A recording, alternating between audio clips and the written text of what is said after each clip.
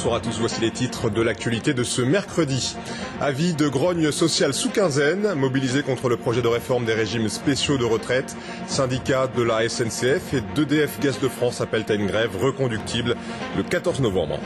La Corse a accueilli aujourd'hui sous la pluie le second conseil des ministres décentralisé du gouvernement Fillon, une pratique critiquée par l'opposition, notamment pour son coût jugé élevé.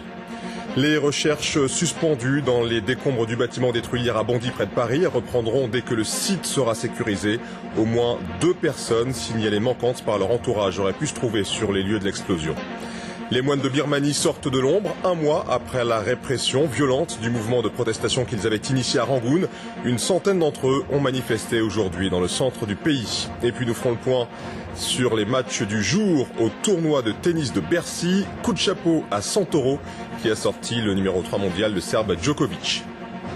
Ils exercent sur l'homme une fascination jamais démentie. Leur gigantisme élégant et leur puissance qui contrastent avec leur fragilité font des baleines des animaux très appréciés et protégés. Ces 4 derniers mois, nombre de ces mammifères marins ont pu être observés dans l'océan Indien. Un spectacle auquel ont pu assister nos correspondants à La Réunion, Jean-Marc Collienne et Marion Bois. Ce baleineau qui semble vouloir se réfugier entre les bras de sa mère n'a que 2 mois, mais il mesure déjà plus de 7 mètres. Sa mère a fait un voyage de 5000 km depuis l'Antarctique pour venir lui donner naissance dans les eaux chaudes de la Réunion. Quand il sera assez grand, quand il aura pris assez de force, il repartira, collé à elle, vers les mers froides du Grand Sud. Il peut attaquer la migration assez tôt. Au bout de quelques semaines, au maximum un mois, en fait, il est déjà prêt pour repartir en Antarctique. Et pendant tout ce voyage, donc, il se nourrit du lait de sa mère, donc sa mère l'allaite pendant 1 an. À chaque tétée, le gros bébé avale une douzaine de litres de lait. La mère allaite 30 à 40 fois par jour, sans s'alimenter. Elle vit sur ses réserves accumulées pendant 6 mois en Antarctique et est capable de perdre jusqu'à 20 tonnes pendant la période où elle nourrit son petit. Ça vous embête si on vous donne juste un tout petit conseil ? D'aller un tout petit peu, enfin éviter les variations moteurs en fait. Et d'y aller un petit peu, 3 quarts arrière, et je pense que vous aurez encore de meilleures chances de l'observer là.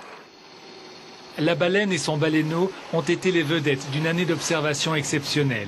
De juin à octobre, les membres de l'association Globis ont identifié 25 baleines au large de la Réunion contre une dizaine les années précédentes. Pour leur migration, les baleines à bosse ont peut-être simplement préféré la Réunion cette année.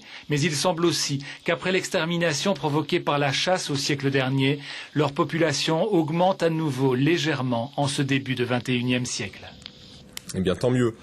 Nous vous avions parlé la semaine dernière, c'est la fin de ce journal, à suivre les prévisions météo d'Evelyne Delia, puis votre série Les Experts Manhattan. Demain, pour l'information, ce sera Jacques Legros à 13h. J'aurai le plaisir de vous retrouver à 20h. Très bonne soirée. L'info continue sur tf1.fr et par téléphone au 32 80.